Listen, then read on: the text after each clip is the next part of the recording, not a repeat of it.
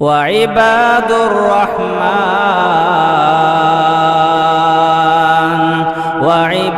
الرحمن الذين يمشون على الأرض هونا وإذا خاطبهم الجاهلون قالوا سلاما۔ تو اللہ رب العالمین نے اس وقت کی چونٹیوں کا جو ریاکشن تھا وہ ریاکشن قرآن مجید میں بیان کیا۔ تو فوری چونٹیوں نے جب دیکھا کہ سلیمان علیہ السلام کا سارا لشکر آ رہا ہے تو اللہ رب العالمین نے کہا حتی اذا اتوا علی واد النمل قالت نملہ یا ایھا النمل ادخلوا مساکنکم۔ جیسے ہی سلیمان علیہ السلام کا لشکر قریب آ گیا چونٹیوں کی کالونی کے پاس تو ایک چونٹی اٹھی اور زوردار طریقے سے اپنی قوم کو للکار کے کہا او میری چونٹیوں سن لو ادخلوا مساکنکم، اپنے اپنے گھروں میں داخل ہو جاؤ۔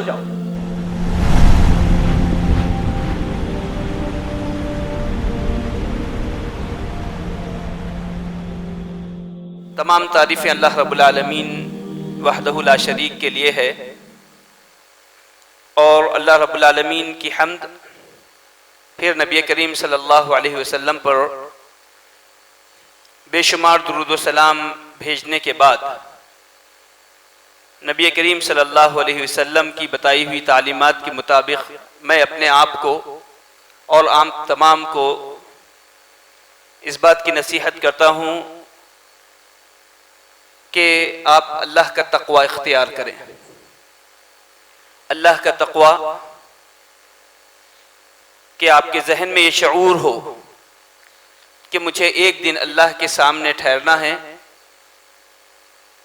اور میرے ہر کیے کا جواب دینا ہے، اور جب ہماری زندگی اس شعور کے ساتھ رہے گی تو پھر اللہ رب العالمین ہماری مشکلوں کو آسان بنا دیں گے، ہمارے پرابلمز سے نکلنے کا ذریعہ بنا دیں گے، اور ہمارا رزق ان مقامات سے اللہ رب العالمین ہم تک پہنچائیں گے جس کا ہمیں وہم و گمان بھی نہ ہو۔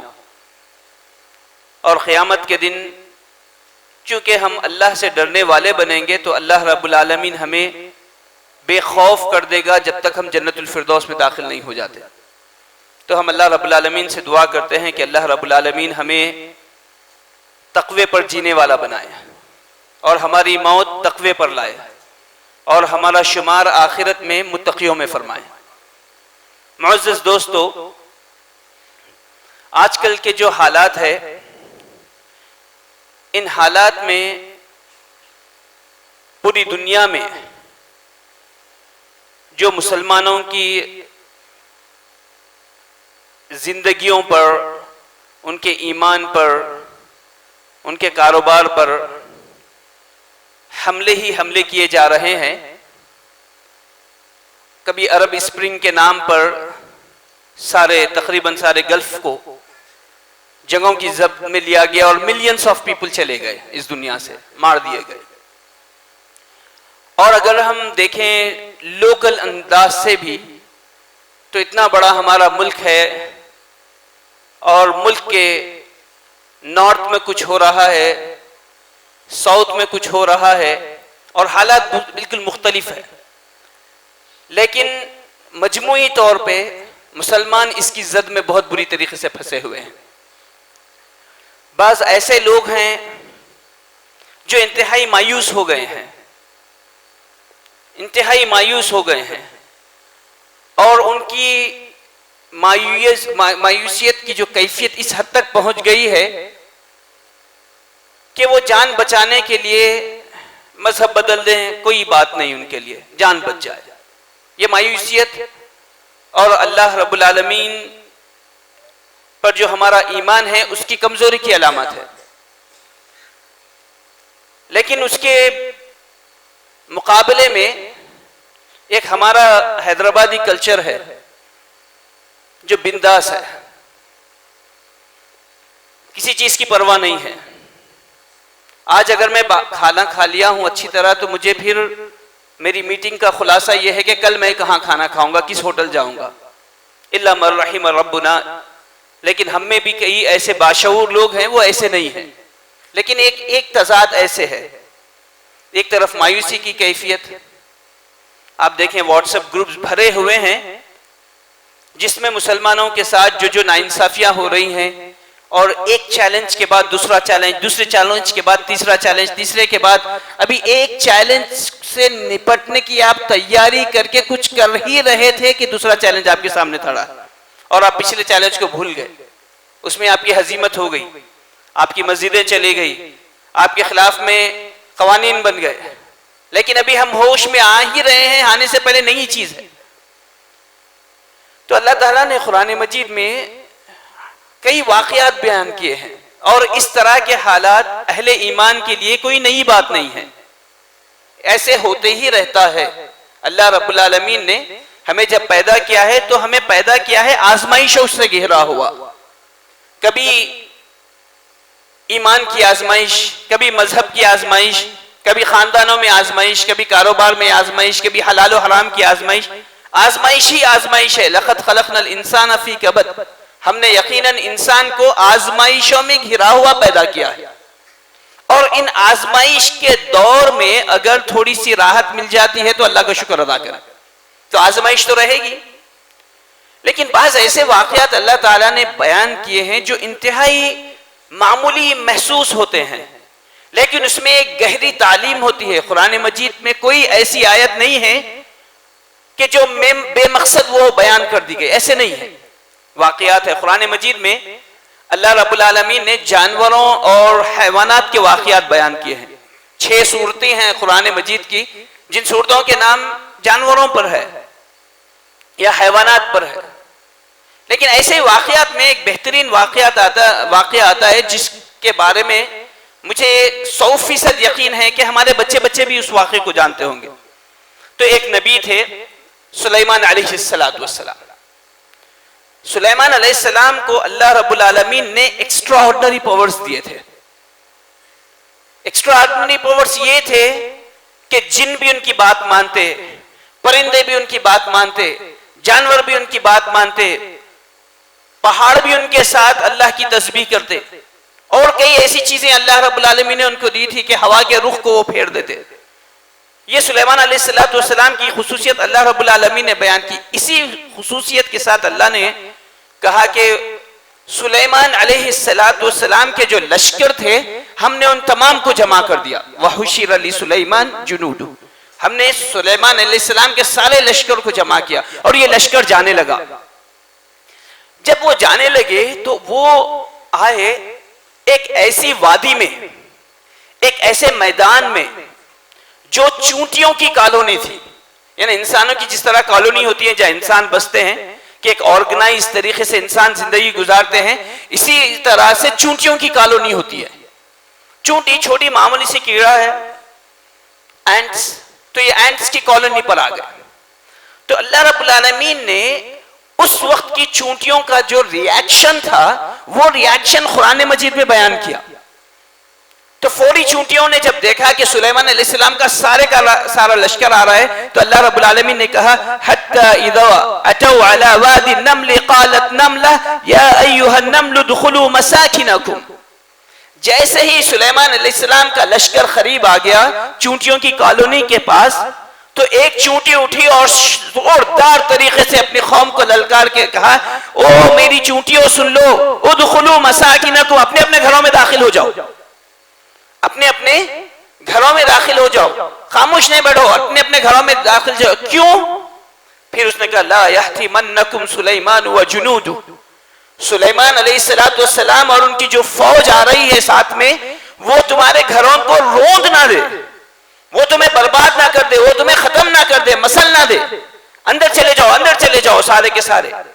پھر اس نے کہا وَهُمْ لَا يَشْعُرُونَ، ہو سکتا ہے انہیں اس بات کا شعور بھی نہیں ہے کہ وہ ہمیں روند رہے ہیں۔ یہ قرآن مجید کی ایک چھوٹی سی آیت اور چھوٹا سا واقعہ ہے، لیکن اس میں بہت کام کی باتیں ہمیں ملتی ہیں۔ ان حالات میں، آج کل کے حالات میں، اللہ رب العالمین نے کوے کے ذریعے ہمیں سکھا دیا انسانوں کو کہ انسان کی تدفین کیسے ہو۔ اللہ آج ہمیں چونٹی کے ذریعے سکھائے گا کہ ان حالات میں ہمیں کیا کرنا چاہیے۔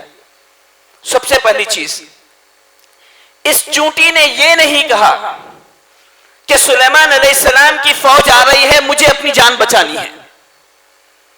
وہ خود غرض چونٹی نہیں تھی، وہ اپنے آپ کو دیکھنے والی نہیں تھی، وہ قوم کا درد رکھنے والی چونٹی تھی. تو ایک مسلمان کو چاہیے کہ ہمیشہ وہ اپنی قوم کے بارے میں سوچے، اپنی عزت کے بارے میں سوچے، اپنے سارے عالم اسلام کے بارے میں سوچے، اس کے وقار کے بارے میں سوچے. یہ نہیں ہو سکتا کہ ایک مسلمان خود غرض ہو جائے اور اپنے آپ کو بچا لے اور اپنے بھائیوں اور بہنوں کو مرنے دے. ایسے ہو ہی نہیں سکتا. اگر کوئی ایسے کرتا ہے تو اس کے ایمان میں پرابلم ہے، اس کا ایمان مکمل نہیں ہے. اللہ کے رسول صلی اللہ علیہ وسلم نے اس مسئولیت کو، یہ ذمہ داری جو ہوتی ہے نا ہر انسان کے اندر ہے، کئی احادیث میں اور کئی آیات میں بیان کیا. جیسے کلکم راعٍ وکلکم مسئول عن رعیتہ، تم میں سے سارے کے سارے لوگ ذمہ دار ہیں اور تمہاری ذمہ داریوں کے بارے میں تمہیں پوچھا جائے گا. ہر انسان کی اپنی ذمہ داری ہے، باپ کی اپنی ذمہ داری ہے، بیٹی کی اپنی ذمہ داری ہے، بیوی کی اپنی ذمہ داری ہے، قوم کے لیڈر کی اپنی ذمہ داری ہے، بزنس مین کی ایک ذمہ داری ہے، امام کی اپنی ذمہ داری ہے، مؤذن کی اپنی ذمہ داری ہے، اور ہر کسی کو اپنی ذمہ داریوں کے بارے میں پوچھا جائے گا. اسی طرح عام مسلمانوں کی بھی اپنی اپنی ذمہ داریاں ہیں اور تمہیں بھی اس کے بارے میں پوچھا جائے گا. کوئی ایک دوسرے پہ تکیہ نہیں لگا سکتے، کوئی یہ بلیم نہیں کر سکتا کہ میرے امام نے نہیں بتایا، میرے مؤذن نے نہیں بتایا، میرے لیڈر نے نہیں بتایا. نہیں، آپ کی بھی ذمہ داری ہے. جس طرح جیسے ہی کوئی مسئلہ آئے مسلمان امت کو، ہر انسان کو چاہیے کہ وہ اسٹینڈ لے، جو کر سکتا ہے وہ کرے. یہ سب سے پہلا سبق ہم سیکھتے ہیں. اللہ رب العالمین نے قرآن مجید میں سورۃ الحجر میں فرمایا فَوَرَبِّكَ لَنَسْأَلَنَّهُمْ أَجْمَعِينَ، اللہ کی قسم ہم تم تمام سے سوال کریں گے، تم تمام سے سوال ہوگا اما کانوا یعملون، تم کیا کام کرتے تھے اس کے بارے میں. تم نے اپنی مسئولیت کو سمجھایا نہیں، یہ پوچھا جائے گا. ایک چونٹی نے جب سلیمان علیہ السلام کے لشکر کو دیکھا وہ گھبرائی نہیں، وہ فوری ٹھہر گئی اور سب کو وارننگ دینے لگی. میری یہ وارننگ ہے، گھروں میں چلے جاؤ ورنہ سلیمان علیہ السلام کا لشکر آئے گا اور تمہیں روند لے گا. خود غرض نہ بنو، خود غرض نہ بنے، ذمہ داری لے. یہ سب سے پہلی چیز ہم سیکھتے ہیں. نبی کریم صلی اللہ علیہ وسلم کی زندگی اس طرح کے مثالوں سے بھری پڑی ہے کہ آپ صلی اللہ علیہ وسلم پرو ایکٹیو بنے. آپ صلی اللہ علیہ وسلم چیز ہونے سے پہلے اس کو بھانپ کر اس کے بارے میں جو کارروائی کرنی ہے وہ کیا ہے. نبی کریم صلی اللہ علیہ وسلم کے بارے میں صحابہ رضی اللہ تعالی عنہم، انس رضی اللہ تعالی عنہ خصوصاً آپ کی صفات کو، آپ کی کوالٹیز کو بیان کرتے ہوئے کہتے ہیں کہ نبی کریم صلی اللہ علیہ وسلم احسن الناس، موسٹ بیوٹیفل پرسن تھے، بہترین آدمی تھے اللہ کے رسول صلی اللہ علیہ وسلم. اجود الناس، اور سب سے زیادہ دینے والے تھے، خیرات کرنے والے تھے اللہ کے رسول صلی اللہ علیہ وسلم. وکان اشجع الناس، اور اللہ کے رسول صلی اللہ علیہ وسلم بہادر انسان تھے، بزدل نہیں تھے، بہادر انسان تھے. وہ چونٹی جس طرح بہادری سے ٹھہر کر کام کر رہی تھی نا، وہ کوالٹی جو اللہ نے بیان کی ایک مسلمان امت کے پاس ہونی چاہیے، وہ کوالٹی اللہ کے رسول صلی اللہ علیہ وسلم میں اشجع الناس سب سے زیادہ تھی. سب سے زیادہ کوالٹی بہادری کی نبی کریم صلی اللہ علیہ وسلم میں تھی. اس کے بعد وہ کہتے ہیں کہ نبی کریم صلی اللہ علیہ وسلم کے دور میں ایک دفعہ اچانک مدینے کے بارڈر سے آوازیں آنے لگی، گھوڑوں کی آوازیں آنے لگی کہ کوئی حملہ کر رہا ہے. صحابہ بڑے گھبرا گئے اور سارے اپنے اپنے ہتھیار کی طرف لپٹ پڑے، اور سب لوگوں نے اپنے آپ کو ہتھیار سے لیس کیا، اپنے آپ کو ویپن سے پراپر پریپیئر کیا اور اپنی گھوڑوں کی پیٹھ پر بیٹھ کر اس آواز کی طرف دوڑنے لگے. اور جب صحابہ اس آواز کی طرف دوڑے تو دیکھا کہ اللہ کے رسول صلی اللہ علیہ وسلم آ رہے ہیں ادھر سے.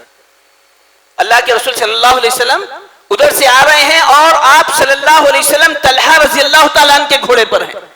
اور گھوڑے کی حالت یہ ہے کہ گھوڑے پر اس کی بیک پر جو زین کسی جاتی ہے، سیٹ ڈالی جاتی ہے آرام کے لیے، وہ بھی نہیں ہے. گھوڑے کی پیٹھ پر بیٹھے ہوئے ہیں اور گلے میں تلوار لٹکائے ہوئے ہیں. اور صحابہ رضی اللہ تعالیٰ عنہ سے کہتے ہیں لم تراؤ لم تراؤ، تم ڈرو نہیں، خوف نہیں کرو، محمد جا کر ان دشمنوں کو اکیلا بھگا کر آیا ہے.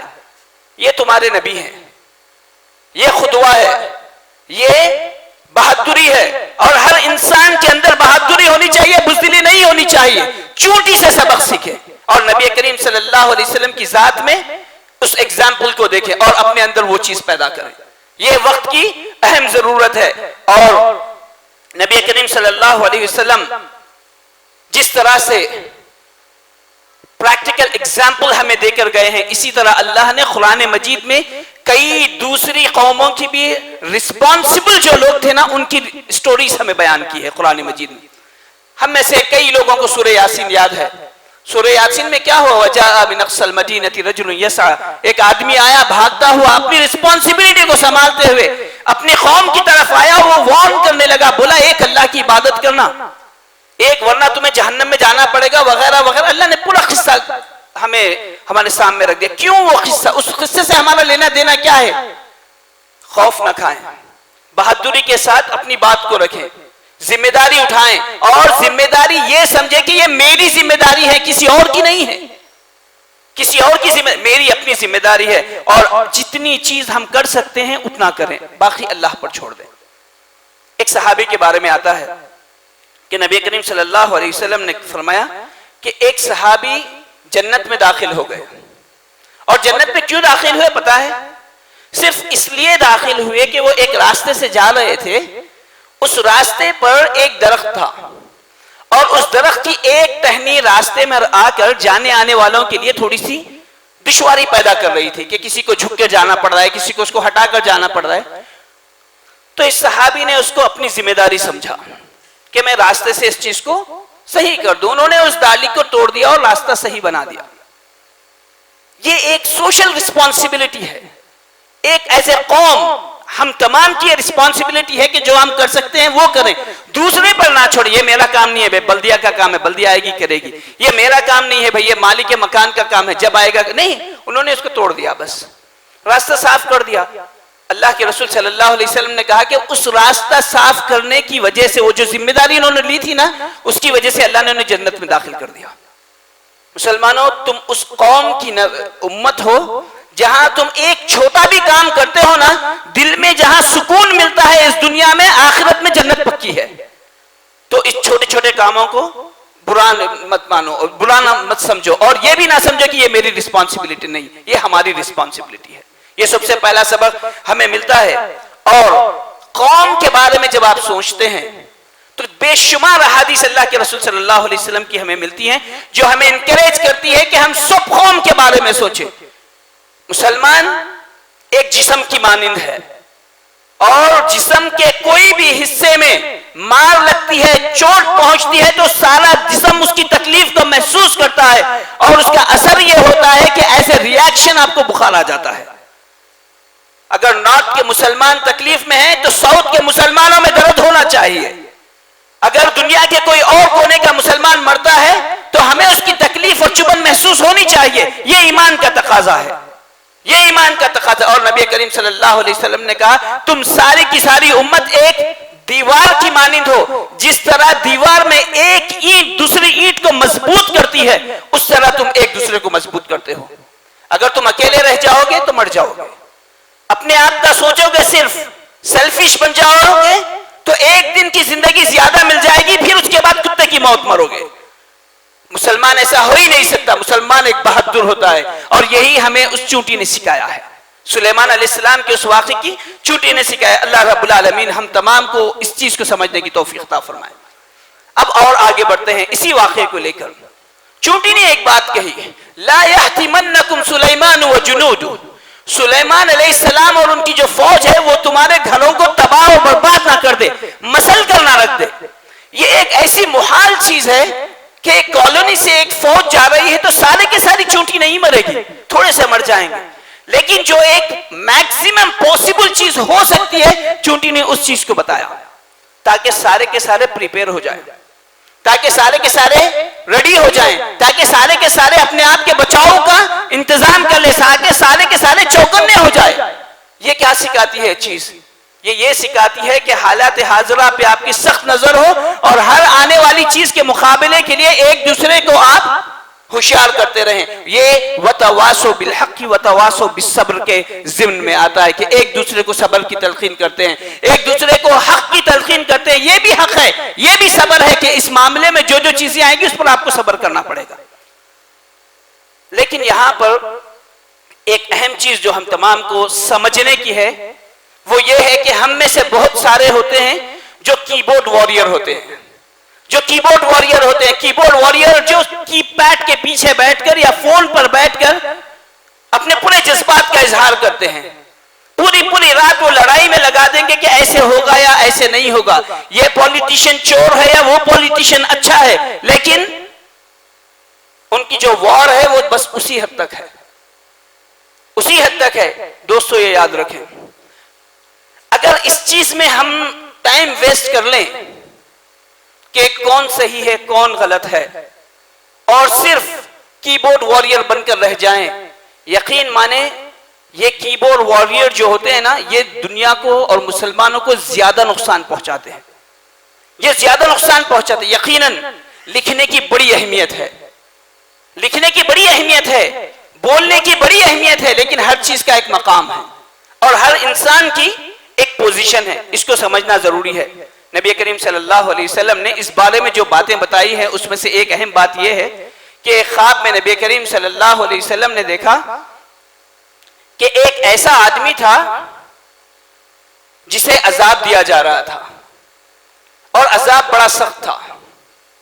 ان عذابوں میں سے ایک عذاب یہ تھا کہ اس کے ہاتھ میں ایک میٹل کا ہک تھا، لوہے کا ہک تھا، وہ ہک اس آدمی کے منہ میں ڈالتا اور کھینچتا، جبڑے میں ڈالتا اور کھینچتا فرشتہ، تو جبڑا جو ہے کٹتا نہیں بلکہ پھٹتا۔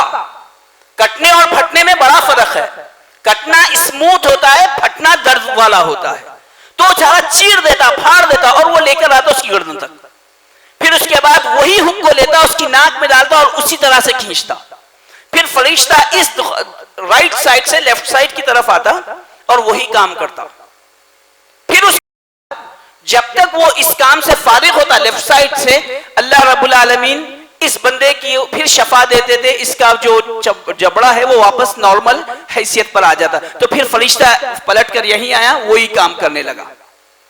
اللہ کے رسول صلی اللہ علیہ وسلم بڑے گھبرائے اور گھبرا کر پوچھا یہ کون ہے، یہ کسے عذاب دیا، یہ کون ہے، یہ اس طرح کا عذاب، اتنا سخت عذاب، دردناک عذاب کس کا ہے؟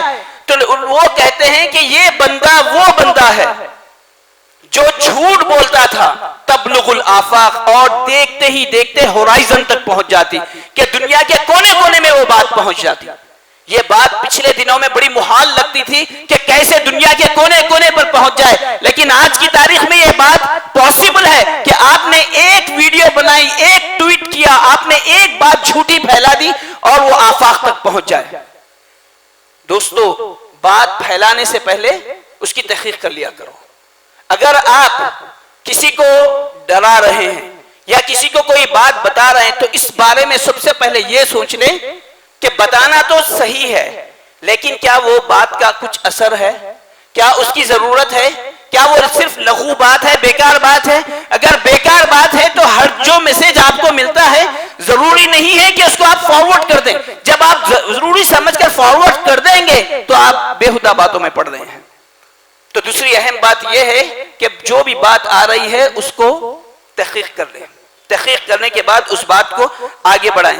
اور ہم میں سے بعض لوگ ایسے ہوتے ہیں جو لوگوں کے دلوں میں ڈر پیدا کر دیتے ہیں، ایسے میسج فارورڈ کر دیتے ہیں کہ جس کی وجہ سے لوگوں کے دلوں میں خوف آ جاتا ہے، بزدلی آ جاتے ہیں۔ ایک مسلمان دوسرے مسلمان کو بزدل نہیں بنا سکتا، وہ دوسرے کو ایک مضبوط انسان بنائے گا۔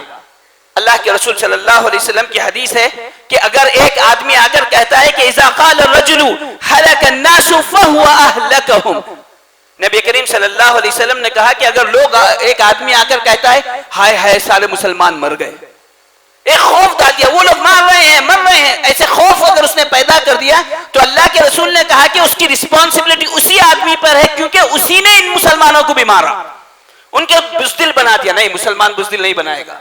تو یاد رکھیں بات تو پھیلانی ہے، اسٹینڈ تو لینا ہے، آپ کو کچھ کرنا تو ہے، لیکن ایسی غلط بات نہیں جس سے آپ کا اور آپ کے بھائی کا جو ہمت ہے وہ ٹوٹ جائے اور جو وقار ہے وہ چلا جائے۔ نہیں، آپ ہمت والی بات کریں گے، ایسی ویسی بات نہیں کریں گے۔ اور اللہ کے رسول صلی اللہ علیہ وسلم نے بے شمار احادیث میں یہ فرمایا کہ اللہ رب العالمین سے نا امید ہونا یہ کبیرہ گناہوں میں سے ہے۔ تو مسلمان کبھی نا امید نہیں ہوگا.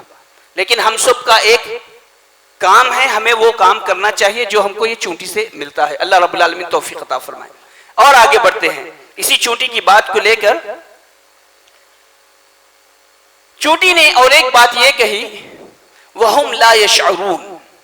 یہ لاسٹ بات ہے کہ سلیمان علیہ السلام کا جو قافلہ آ رہا ہے اور ہمیں جو روند لے گا, تو اس نے کہا کہ ہو سکتا انہیں پتہ ہی نہیں ہے کہ وہ روند رہے ہیں.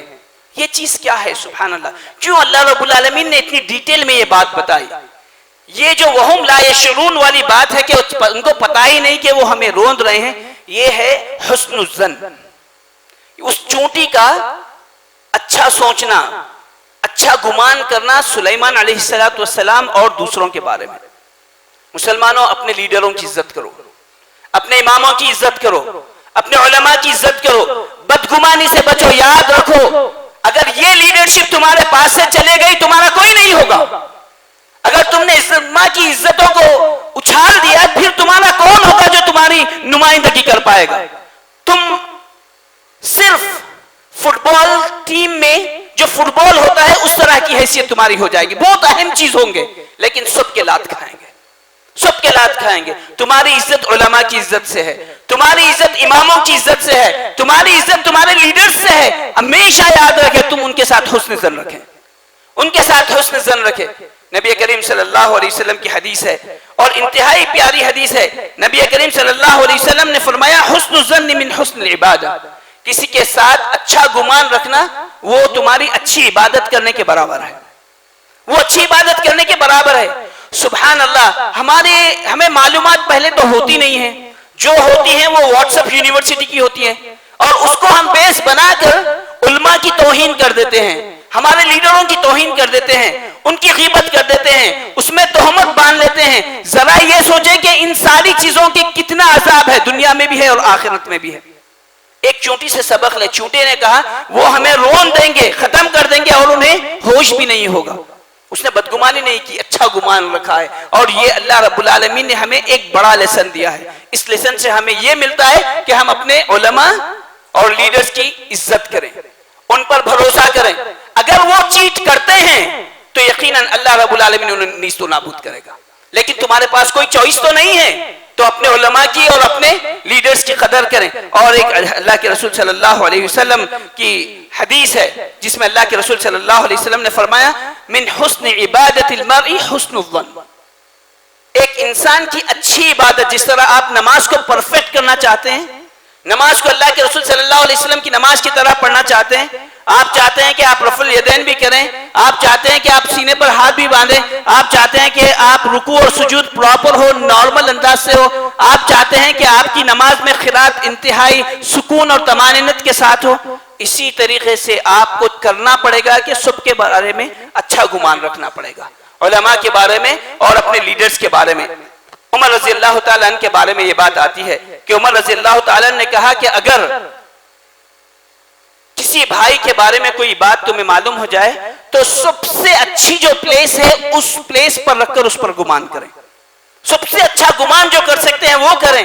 اور ایک چیز میں آتا ہے کہ اگر تم بھائی کو 70 ایکسکیوزز دے سکتے ہیں اور بدگمانی میں نہیں پڑ سکتے ہیں تو 70 ایکسکیوزز اسے دے. تو یہ 3 چیزیں میں نے اس چونٹی کے واقعے سے آپ کو بتایا ہے, اور 3 چیزوں کو اپنے ذہن میں رکھیں. یہ اللہ رب العالمین نے اس واقعے کو ایک حکمت کے تحت قرآن مجید میں پیش کیا ہے. سب سے پہلی چیز یہ ہے کہ آپ رسپانسیبل ہیں, آپ رسپانسیبل ہیں. دوسری چیز یہ ہے کہ آپ کو بہادری کرنی پڑے گی اور کچھ کرنا پڑے گا. اور تیسری چیز یہ ہے کہ سب کے بارے میں حسن ظن رکھیں. معزز حاضرین, جہاں کہیں بھی اللہ رب العالمین نے قرآن مجید میں مسلمانوں کے ٹینشن کے واقعات یا جنگوں کے واقعات کا ذکر کیا ہے, وہاں 2 چیزوں کا ذکر اہمیت کے ساتھ کیا ہے. خلاصتاً یہ ہے, پہلی چیز اللہ سے آپ کا تعلق, دعاؤں کا اہتمام, اور دوسری چیز اللہ کا ذکر کرنا, اللہ کا ذکر کرنا. اللہ رب العالمین نے ایون میدان جنگ میں کہا کہ تم دشمن سے مقابلہ کر رہے ہو, اللہ کا ذکر نہ بھولنا, اللہ کا ذکر نہ بھولنا. اور جب تم اللہ سے دعا کرو گے تمہیں پتا چلے گا کہ تم کچھ نہیں ہے، تم کوشش کر رہے ہو اور مدد اللہ سے آنی ہے، اور اللہ ہی ہے جو تمہاری باتوں کو سنے گا۔ یہ پوری باتوں کا خلاصہ ہے جو اللہ رب العالمین نے ٹینشن کے اور لڑائی جھگڑے کے اور میدان جنگ کے واقعات قرآن مجید میں رکھے ہیں۔